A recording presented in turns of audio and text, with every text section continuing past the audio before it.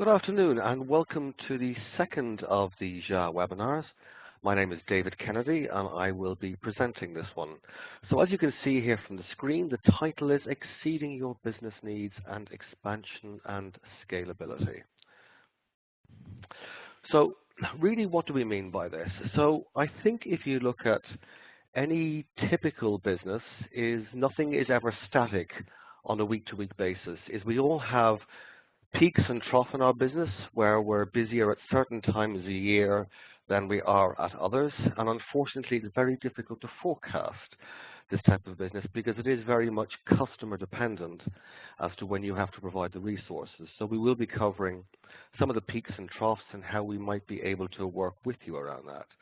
We're also going to touch very briefly on CapEx versus Opex and what that means for your business, managed services, and our definition of elastic cloud and how that will help you in your business. So what we mean by elasticity and scalability. So rather than just reading what's on the screen, is when we talk about the cloud being elastic, as I mentioned a few moments ago, if we have a physical server in our office, or we have a certain set of resources or a certain number of staff that cope with customer demand on an infrequent basis.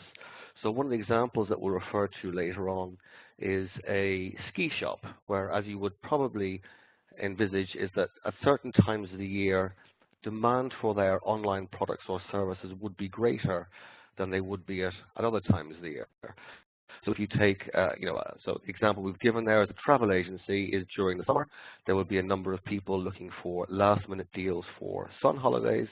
And again, equally speaking, in the winter, you would get demand for winter skiing holidays. And that obviously has an impact on all of your back-end systems and policies and procedures for doing that. So with the typical infrastructure that you might have, is you might have 5, 6, or 10 employees who are dedicated to processing customer orders at any one time of the year. But during those busy periods, you might want to have additional staff. Additional staff means greater computing resources. So when we talk about scalability or elasticity, it's about having the necessary IT infrastructure that can scale with your business. And this is why it's important. And so when we talk about CapEx versus Opex in a moment, is one of the things that you don't want to do is you don't want to have to go out and purchase a lot of unnecessary computer equipment or additional processing just for very small periods of the year. So working with a cloud services provider who can offer you an elastic model means that you can scale up or scale down as demand for your products or services increase or decrease. So again, the example I gave there a moment ago was a ski and winter sports shop. So again, massive demand in the winter and it's a decrease in the summer.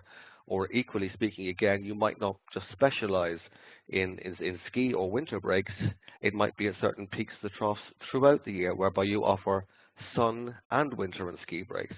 But again, this is very rarely a static operation, and there are always going to be busier days of the week or busier times of the day when you are going to need to have extra resources. And this is an issue for all businesses. And so the only example we've given here, as I said, is the ski in the winter. But equally speaking, if you do a large marketing campaign to your old user base, one of the things that you would hope for as a provider would be an awful lot more people looking at your website, an awful lot more people trying to book online. And one of the things that you can't afford to have to happen is that the systems that you have in place cannot cope with that increased demand, because that leads to two things. One, it leads to a potential loss of revenue for your business, and also, I think, as we all know, is if customers can't get instant gratification to book a holiday as and when it suits them to do so, is if for some reason your back-end systems can't cope with the processing or take that order, they might lose, or you might lose that order, because things like this in a lot of cases are impulse purchases. So when we come to CapEx versus Opex, what do we mean by this? Well, CapEx means capital expenditure and Opex is operating expenditure. So if you're a small or medium-sized organization, you're going to have a number of servers, as it were, or computers in your organization that can handle email. you might host your own web service, but you're going to have a necessary IT infrastructure and the staff, obviously, then to be able to take and process those orders. So what you don't want to do, and one of the dangers is that you might have a server in the office that's configured with so much memory and so much hard disk space, and it runs at a certain speed. But again, in busy times, that's going to increase quite dramatically. So what you don't want to do is you don't want to go out and have to purchase a server or a large server that is only necessary at certain peak times of the year, because hardware, like a lot of things, has a certain lifespan. And so from a cash flow point of view, I think, which is always imperative to most businesses, is the last thing you want to do is have a large, very expensive asset sitting on your books for a short period of time. So if you can move that capital acquisition model to an operating expense model, it means that you only actually have to pay for those additional resources as and when you actually want to use them. So that's the difference between capital expenditure and operational expenditure.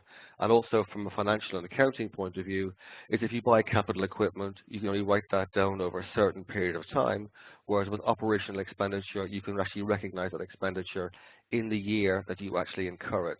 So from a cash flow point of view, it also makes it easier. So to come back to the whole kind of elastic cloud and managed services type environment, is that as a small business, so let's use the example of the ski shop, is as a small business, is you as the founders, the owners, the managers of a business are very good at what you do. And so typically speaking, the staff that you hire are purely to grow your own business. And one of the things that you don't want to do is you don't necessarily want to have to hire specialized or dedicated IT support people to be able to support you in that, because IT resources can be expensive, based on the skill sets they make available to you. And so you don't want to have dedicated IT staff, because you might only need them for, on a part-time basis.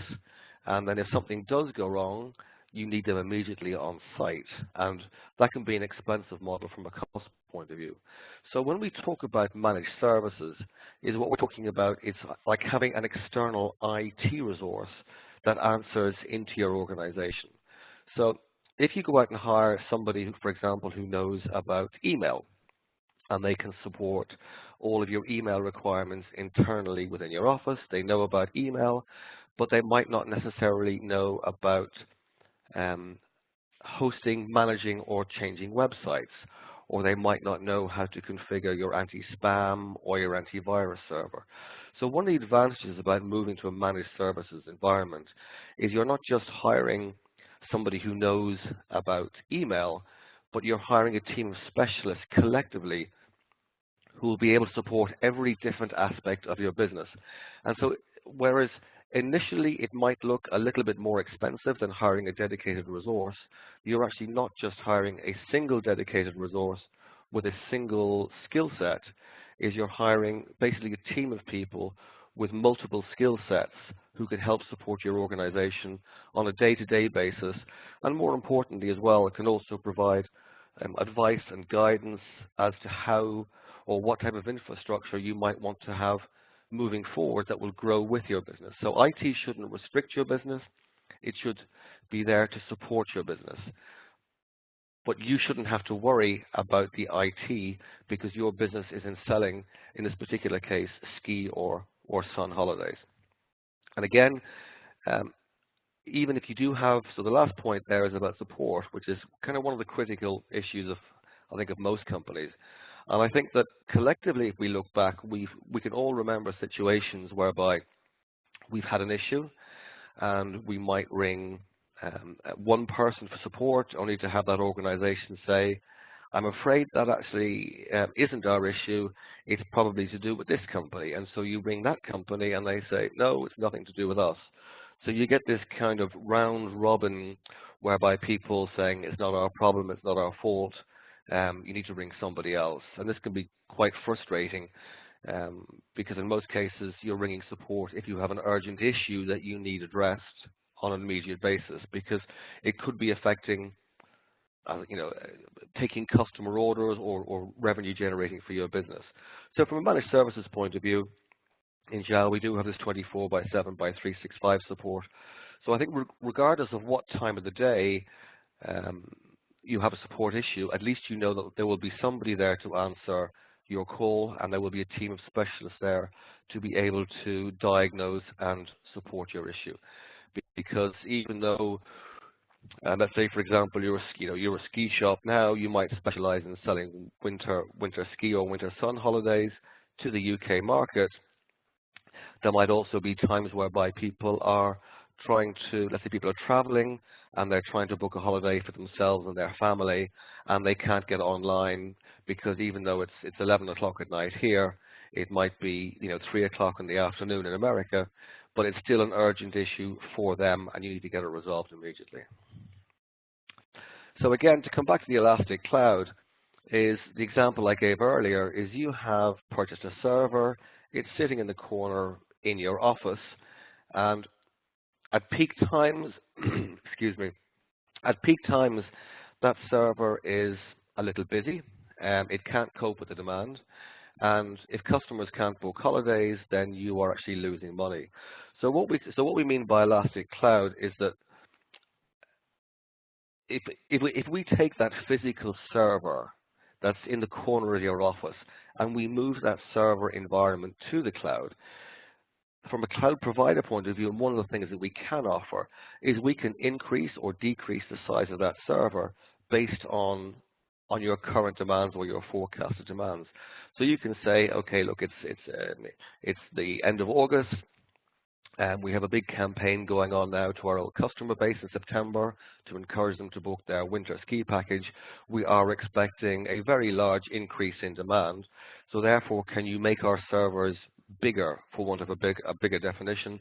So make our servers bigger from now until the end of December, and then we can go back to the size we were at. And that's what we mean by elastic. So we can increase it or we can decrease it. And the net result of that is you actually only pay for what you use for that peak time and not all the time. So in summary, I know it's been terribly quick. In summary, is that the advantage about moving to an organization like JA is that we can work with you as your business either expands or decreases in terms of volume or online booking. There is no this large upfront investment. So that's what I was referring to earlier in terms of you don't have to go out and spend a lot of money that as a small business you might prefer to invest in hiring temporary staff or other activities that will be revenue generating rather than costing. So one of the advantages about moving to cloud, and especially Elastic Cloud, is that we can move those goalposts up or down. So you're actually only paying for what you need. And so even when we talk about paying for what you need, again, from a managed services or from a support perspective, is obviously at peak times you might have to hire more temporary staff. Therefore, you are going to have higher support calls for that. And we can be flexible in these billing models as well. So that, again, like the Elastic Cloud, it's kind of an elastic support perspective as well. So you actually only pay for what you need on the day. And this comes back to, again, flexible working arrangements. So that, again, flexible working arrangements, as it kind of ties in with the Elastic Cloud and peak, so support times at certain times of the year when you're actually looking for that. So there's no reason to look at fixed costs being over, if in a capital acquisition model, it could be a 3-year or a 5-year write-down.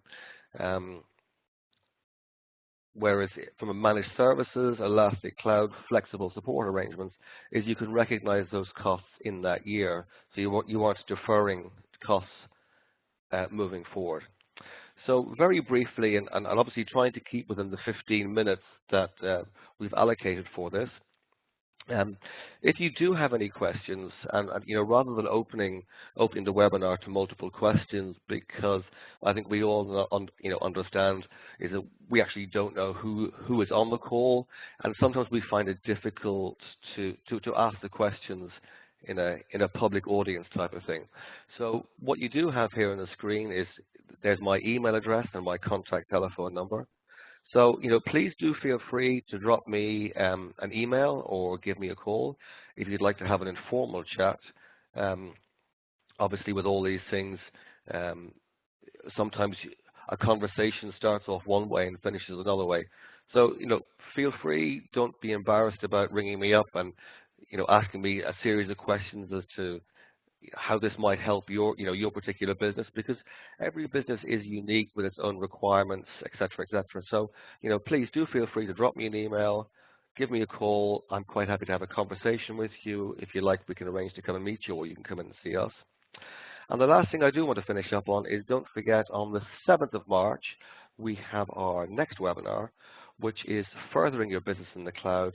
And that might also be of interest, because as your business grows, is obviously then the data from all your previous customers grows, and it's one of those things where you do want to know how to manage all your data.